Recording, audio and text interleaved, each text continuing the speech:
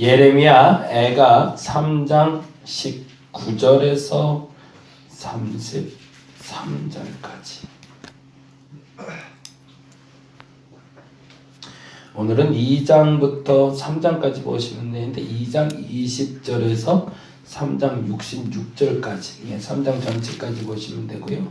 내일까지 보면서 예레미야 애가 마치고 에스겔 같이 보게 됩니다.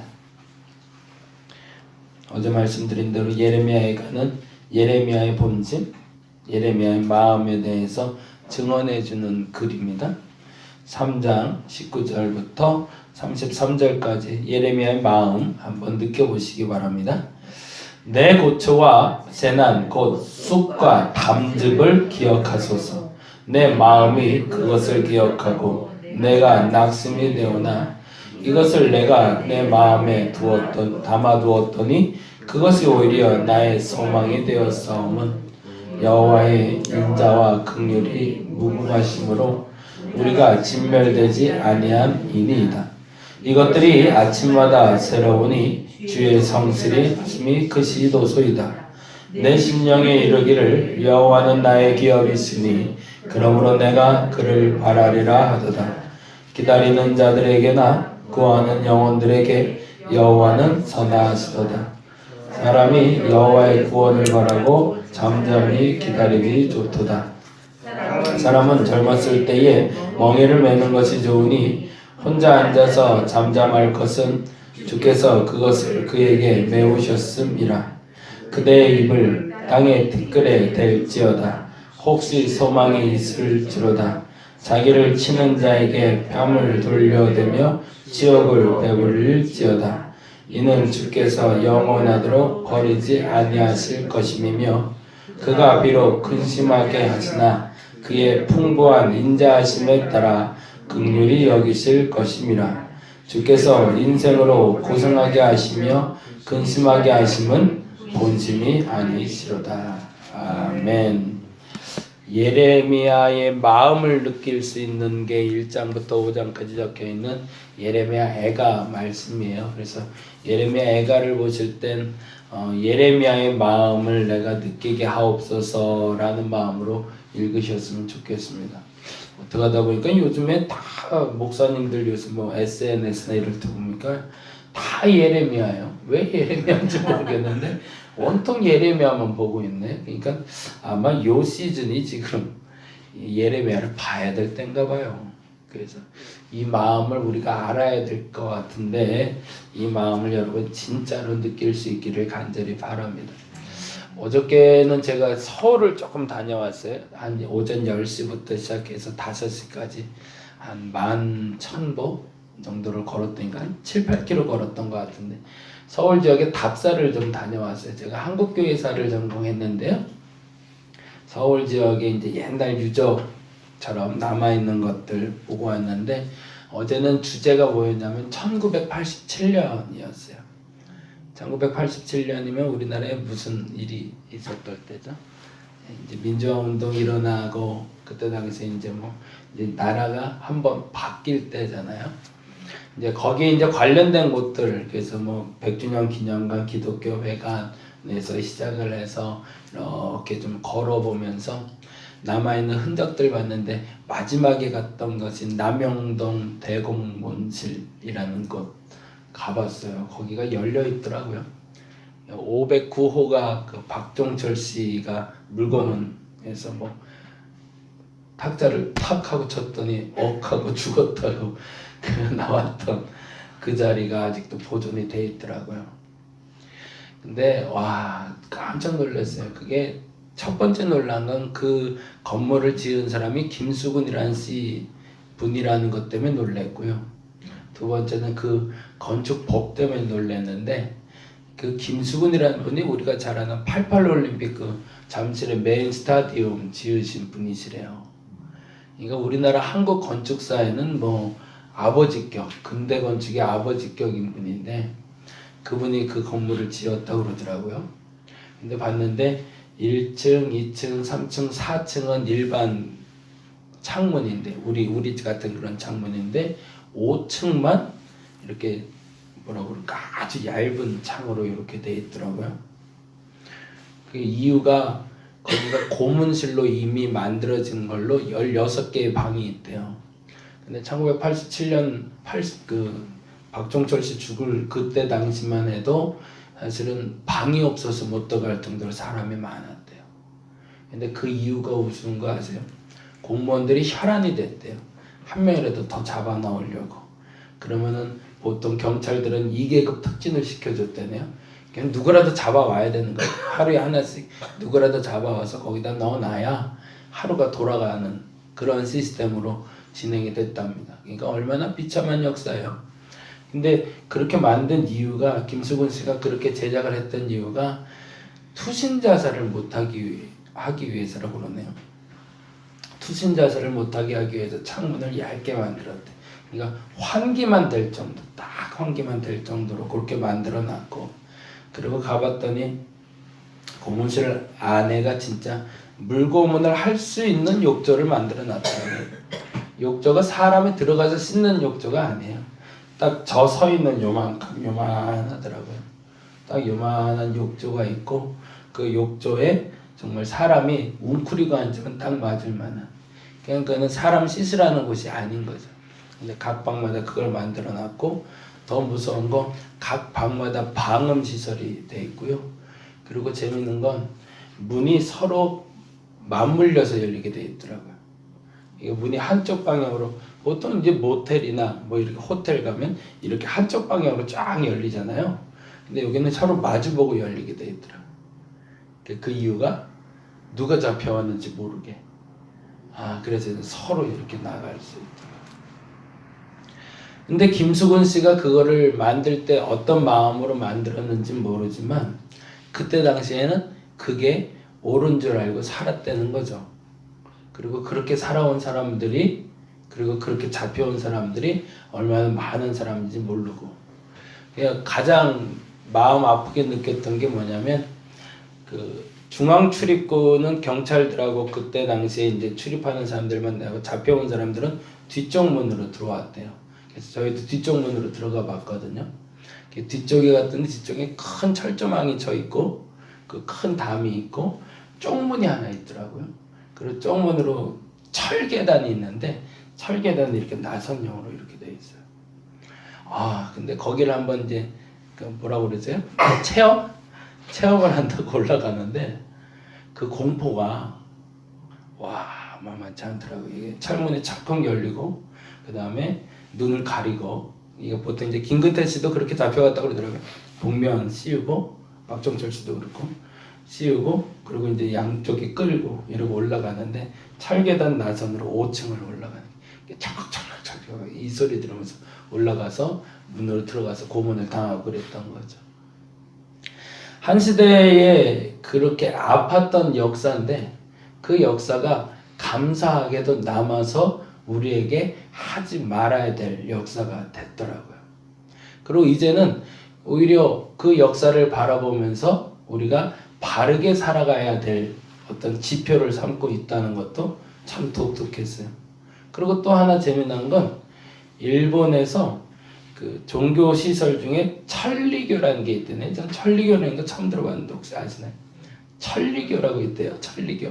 그게 천리교가 무슨 종교냐고 했더니, 가장 쉽게 설명하자면 일본의 그 식민지를 찬양하는 종교래요. 그래서 우리 잘하고 있다라고 말해주려고 우리나라에 이식시켜 놓은 종교인데, 그래서 걔네들한테 가장 좋은 자리를 내줬대요. 가장 좋은 자리를.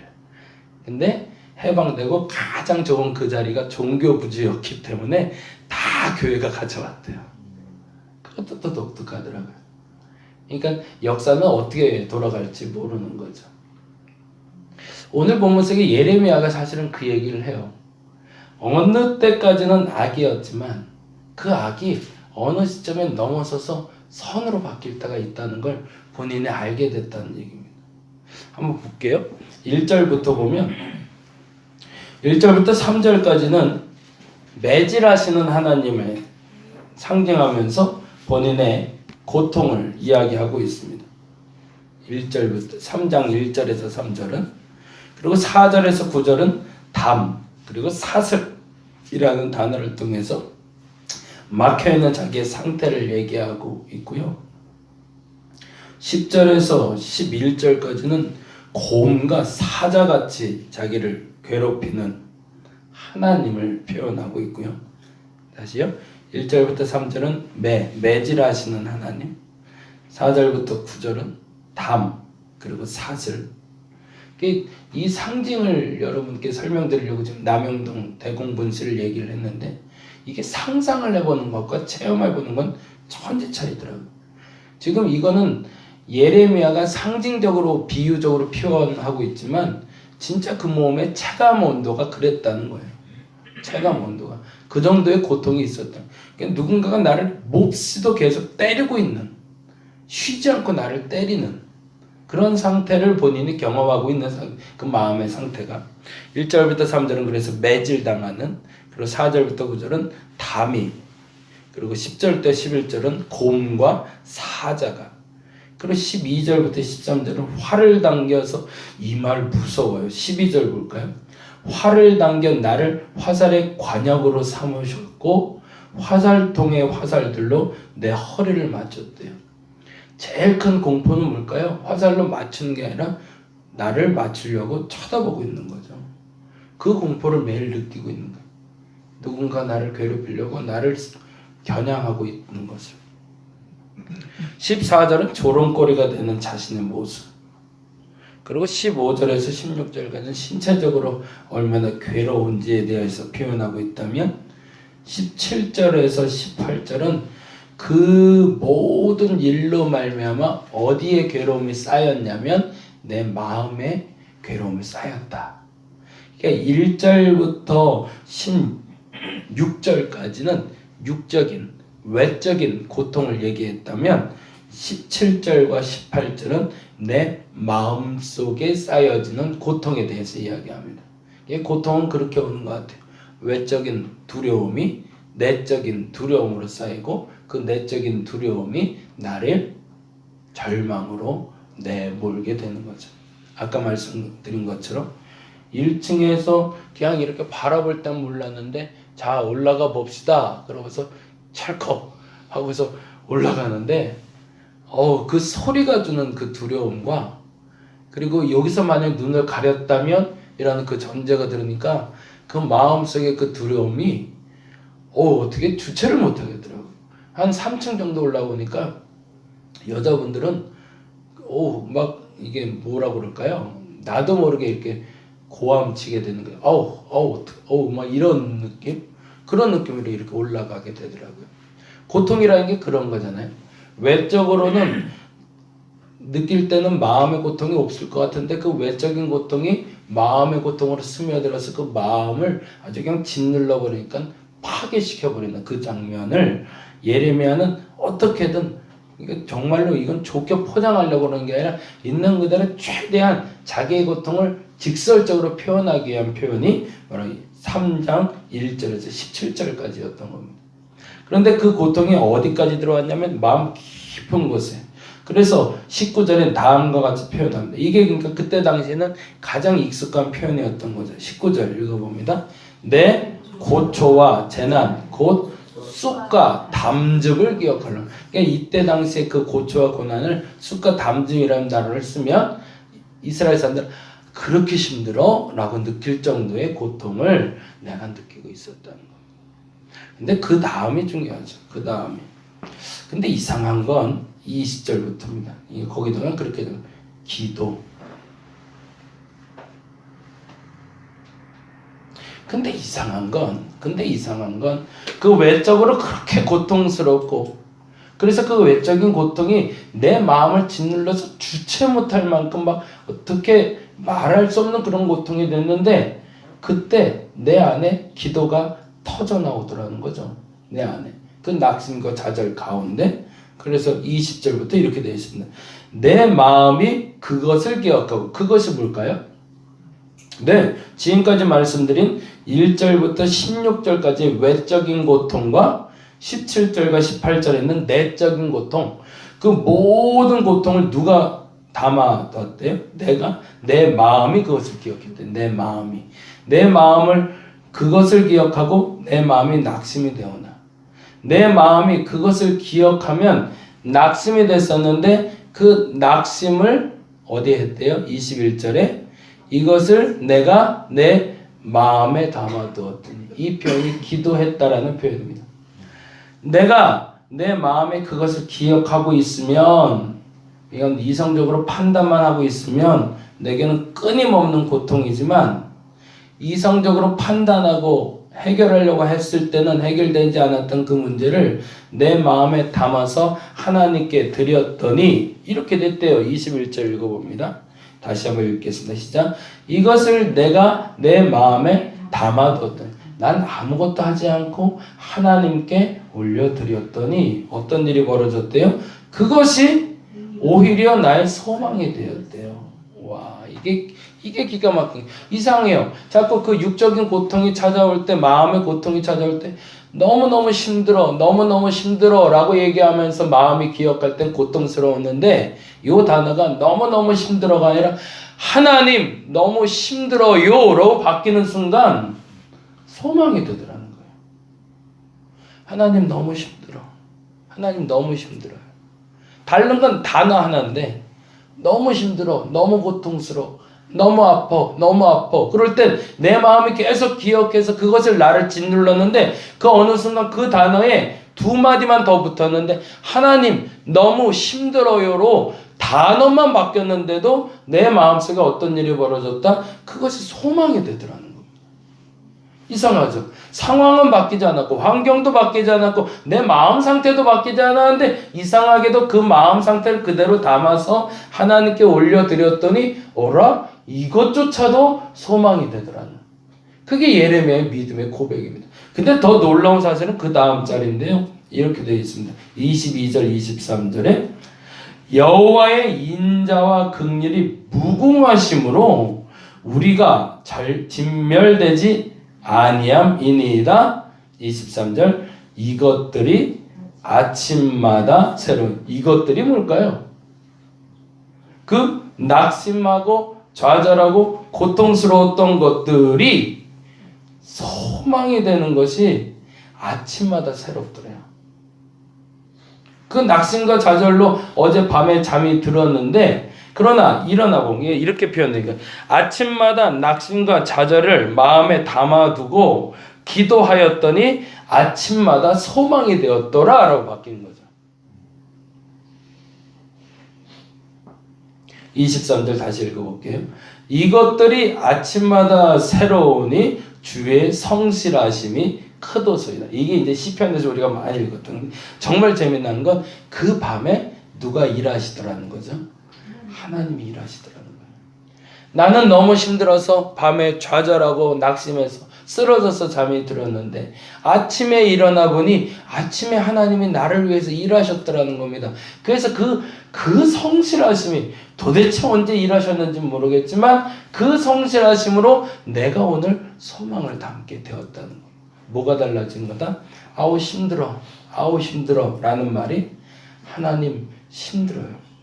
아니 하나님 참을 수 있습니다가 아니라 하나님 견딜 수 있습니다. 괜찮습니다. 나 할 수 있습니다가 그냥 가식적으로 그렇게 말하는 게 아니라 아우 힘들어 라고 말했던 단어를 하나님 나 힘들어요로 바꿨을 때 그냥 마음에 기억하고 있을 때는 변하지 않았던 일이 그 마음을 하나님께 담았더니 그때부터는 날마다 아침마다 새롭고 하나님의 성실하심을 경험하게 되더라는 겁니다. 그러고 나서 그 다음에 또 멋진 표현들이 있죠.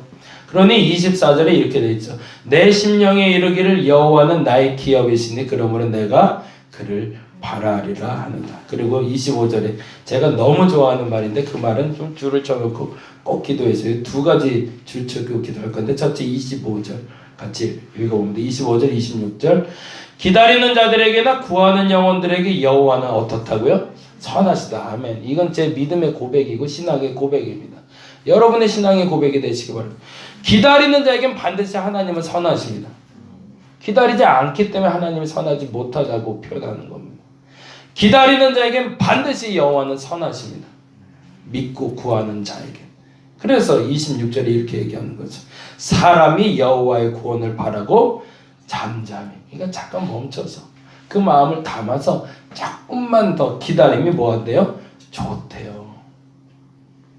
그러고 나서 33절에 이런 표현이 나옵니다. 33절 읽어볼까요? 33절 주께서 인생으로 고생하게 하시며 근심하게 하신 건 뭐가 아니래요? 네, 하나님의 본심이 아니기 때문에. 저와 여러분이 이 두 가지를 오늘은 부여잡고 기도했으면 좋겠습니다. 여러분이 아픈 게 하나님의 본심이 아닙니다. 여러분이 힘든 게 하나님 본심이 아니라는 거예요. 그래서 오늘도 일하시고 계십니다. 이 새벽에도 일하고 계시다는 겁니다. 왜? 그 성실하심이 왜 나타날까? 본심이 아니니까. 그래서 여러분이 지금 해야 될 일이 있습니다. 하나님 앞에 잠잠히 기다려보는 겁니다. 어떻게 해요? 아우 아파가 아니라 하나님 아파요. 아우 힘들어가 아니라 하나님 힘들어요. 그렇게 하면서 뭘 하라고요? 아까 말씀드린 대로 기다리는 자가 구하는 영혼들에게 여호와는 선하심을 경험하고 가는 오늘 한 날 되시길 바랍니다. 하나님은 기다리는 자에게 반드시 선하신 분이십니다. 그 고백이 여러분이 기도가 마치고 나갈 때 맞아 역시 우리 하나님 선하시구나 라고 말할 수 있는 오늘 한 날이 되시기를 간절히 바랍니다. 기도하겠습니다. 기다리는 자들에게나 구하는 영혼들에게 반드시 하나님은 선하십니다. 이것을 저들의 마음속에 머릿속에 입에 가득가득 꽉꽉 채워서 기억하고 돌아가게 하여 주옵소서. 기다리는 자에게 하나님 선하십니다. 구하는 자에게 하나님 선하십니다. 반드시 그 선을 드러내 주실 겁니다. 그러기에 사람이 여호와의 구원을 바라고 잠잠히 기다림이 옳은 일입니다. 오늘 하나님의 구원을 기다려 봅니다. 아니 하나님이 이 아침을 새롭게 하심을 믿습니다. 내 믿음이 흔들리지 말게 하시고 그 믿음이 흔들리지 않는다는 것은 다른 일을 하는 것이 아니라 하나님 앞에 잠잠히 기다리는 연습을 하는 겁니다. 내 마음속에 기억하고 아팠던 기억들, 힘들었던 불안했던 것들 이제 내 마음에 기억하지 말게 하시고 하나님의 마음속에 기도로 담게 하여 주옵소서. 아파요, 힘들어요, 외로워요, 속상해요, 불안해요 라는 단어가 하나님 아파요, 하나님 힘들어요, 하나님 불안해요 라는 단어로 바뀌어서 그 소망을 잡고 돌아가는 저들 되게 하여 주시옵소서. 감사합니다. 고마우신 예수님 이름으로 기도드렸습니다. 다 같이 기도하고 돌아가도록 하겠습니다.